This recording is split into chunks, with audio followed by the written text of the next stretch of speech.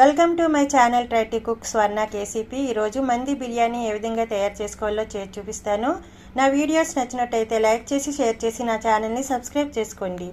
ఒక ప్లేట్లో 1 స్పూన్ పసుపు, 4 స్పూన్ల కారం వేసుకోవాలి. దీనికి ఎక్కువ కారం పడుతుందండి. 1 spoon garam masala powder, 1/2 spoon జీలకర్ర పౌడర్, 1 స్పూన్ మిరియాల పౌడర్, 1 స్పూన్ సాల్ట్, ఒక నిమ్మకాయ అంతటిని కూడా తీసుకొని రసం తీసుకోవాలి. దీనికి ఒక నిమ్మకాయ అంతా సరిపోద్ది. అల్లం వెల్లుల్లి పేస్ట్ 3 స్పూన్స్ వరకు వేసుకోవాలి. వీటినన్నిటినీ కూడా మొత్తం ఈ విధంగా కలుపుకుందాము. కలుపుకొని కొంచెం వాటర్ వేసి కొంచెం లూజ్గా అయ్యేటట్టుగా కలుపుకోవాలి. ముందుగా లెగ్ పీసెస్ని ఘాట్లు పెట్టుకుని శుభ్రంగా కడుక్కొని ఉంచిన వాటిని ఈ విధంగా ఈ మసాలా అంతటిని కూడా అప్లై చేసుకోవాలి. వీటిని నానబెట్టడం కానీ ఒక సైడ్ ఉంచడం కానీ ఏం చేయకూడదండి. డైరెక్ట్గానే వీటిని ఆవిరిపైన ఉడికించుకోవాలి. కాబట్టి ఈ విధంగా మొత్తం అప్లై చేసుకొని మిగిలిన మసాలాని మనం బిర్యానీలోకి వాడుకోవచ్చు.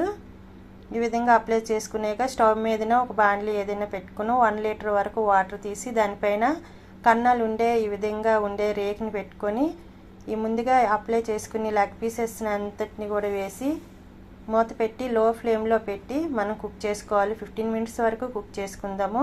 మధ్యలో ఇంకోసారి మూత తీసి రెండో వైపు తిప్పి ఒక 10 మినిట్స్ వరకు కుక్ చేసుకుంటే సరిపోతాయి. ఈ విధంగా కుక్ చేసుకోవాలి. ఈ వాటర్ని ఇప్పుడు ఆవిరిపైన కుక్ చేసుకున్నాం కదా, ఈ వాటర్ని మనం బిర్యానీలోకి వాడుకోవాలి. వేరే పాన్లోని 3 స్పూన్స్ ఆయిల్ వేసుకొని ఈ ఆవిరిపైన ఉడికించుకున్న లెగ్ పీసెస్ని గోల్డెన్ బ్రౌన్ కలర్ వచ్చే వరకు ఫ్రై చేసుకోవాలి. అదే నార్మల్ పాన్ అయితే కనుక 5 స్పూన్స్ వరకు ఆయిల్ వేసుకోవాలి. ఇది నాన్ స్టిక్ కాబట్టి 3 స్పూన్స్ మాత్రమే పడుతుంది.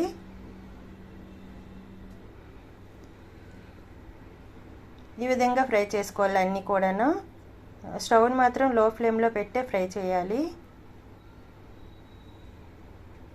బాండ్లీ పెట్టుకొని దలసరిగా ఉండే బాండ్లీ కానీ కుక్కర్ కానీ పెట్టుకొని 3 స్పూన్స్ ఆయిల్ వేసుకొని ఒక 4 ఆనియన్స్ 3 పచ్చిమిర్చి వేసుకొని గోల్డెన్ బ్రౌన్ కలర్ వచ్చే వరకు ఫ్రై చేసుకుందాము. కొన్ని బ్రౌన్ కలర్ వచ్చిన ఆనియన్స్ ఒక సైడ్కి తీసి బిర్యానీ పైన జల్లుకోవడానికి చాలా బాగుంటాయి కాబట్టి కొన్ని పక్కకి తీసి ఉంచుకుంటున్నాను. దాంట్లో 1 స్పూన్ అల్లం వెల్లుల్లి పేస్ట్, మిగతా లెగ్ పీసెస్కి పట్టించిన మిగతా మసాలాని కూడా వేసుకోవాలి. కొంచెం జీడిపప్పు కొంచెం వేసుకున్నాను. ఈ విధంగా పుదీనా కొత్తిమీర వేసాక ఈ విధంగా ఫ్రై చేసుకున్న తర్వాత లెగ్ పీసెస్ ఆవిరిపైన ఉడికించుకున్నాం కదా, ఆ వాటర్ని వేసుకుంటున్నాను. ఒక గ్లాసు రైస్కి 1.5 గ్లాస్ వాటర్ వేసుకుంటే సరిపోద్ది. ఈ విధంగా వేసుకోవాలి. బాస్మతి రైస్ కాబట్టి ఎక్కువ వాటర్ పట్టదండి. 1 గ్లాస్కి 1.5 గ్లాస్ అయితే సరిపోద్ది. నేను 2 గ్లాసులు తీసుకున్నాను. 2 స్పూన్ల సాల్ట్ వేసుకుంటే సరిపోద్ది. ఈ విధంగా కలిపి మూత పెట్టి ఈ విధంగా మరిగించుకోవాలి. ఒక 3 మినిట్స్ మరిగిన తర్వాత ముందుగా 10 నిమిషాలు నానబెట్టుకున్న బాస్మతి రైస్ వాటర్లో నుంచి తీసి వేసుకుందాము. ఒకవేళ వెంటనే చేసుకోవాలంటే బాస్మతి రైస్ కడుక్కొని వేసుకోవచ్చు, నానబెట్ట అవసరం ఉండదండి. ఈ విధంగా ఒక 10 నిమిషాలు ఉడికించుకున్న తర్వాత లో ఫ్లేమ్లో పెట్టి ఉడికించుకోవాలి.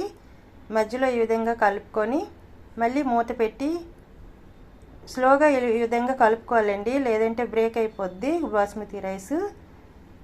మూత పెట్టి ఇంకో 10 నిమిషాల పాటు కుక్ చేసుకుందాము.